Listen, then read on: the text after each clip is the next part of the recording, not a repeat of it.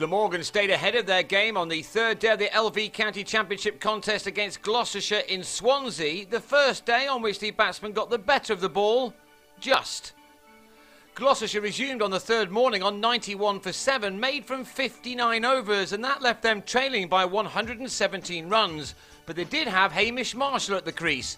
He'd been feeling unwell and so didn't come in until number 9, and that now worked in his side's favour, as in spite of his illness, he again looked in good form on a pitch where playing shots has been extremely difficult. He made 31, which by comparison to what had gone on before it came at a rate of knots, but then he gave Dean Koska a return catch. He left with his side on 125 for 8, and the remaining batsmen were now faced with a field which resembled something from the old days. The reason? Because the ball, as it has done from the first hour of this match, continued to turn sharply. Modern batsmen are often too impatient to battle against such things, but Ian Cobain did just that. He'd been at the crease for more than 3 hours when he was finally dismissed for 38, legged before to a straight one from Robert Croft, who must have been loving this pitch. Gloucestershire knew that it was of high importance to get as near to Glamorgan's 208 as possible, and Ian Saxelby helped the cause with a couple of boundaries. In an innings lasting 90 overs, Gloucestershire found the fence only 17 times.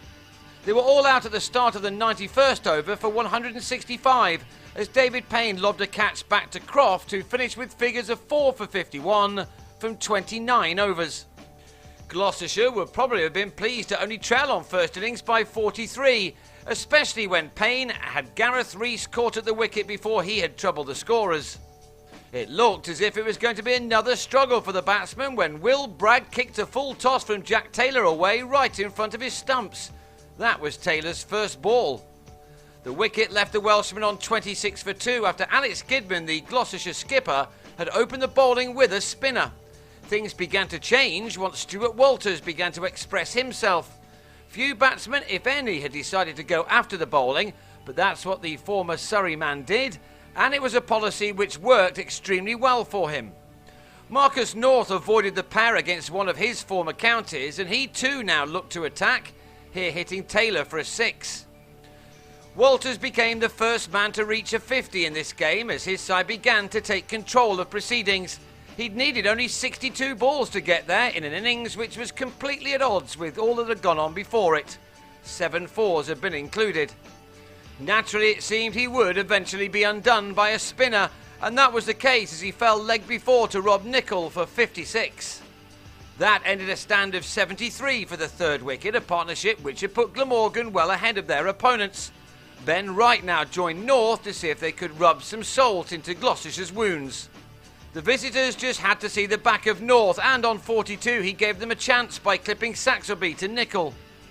The lead now stood at 179, and Glamorgan would have been feeling pretty pleased with themselves, having slipped to 58 for 6 on the first day.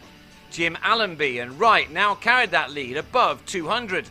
It may have just been some consolation for Gloucestershire that they tasted more success with the day's last ball, as Allenby nicked Saxelby behind on 21. But with Wright still there on 31 and some more batting to come, Glamorgan will go into the last day as favourites. They'll resume on 167 for 5 with a lead of 210, and it surely won't be too long before the likes of Croft and Koska will be attacking again with plenty of close-in fielders.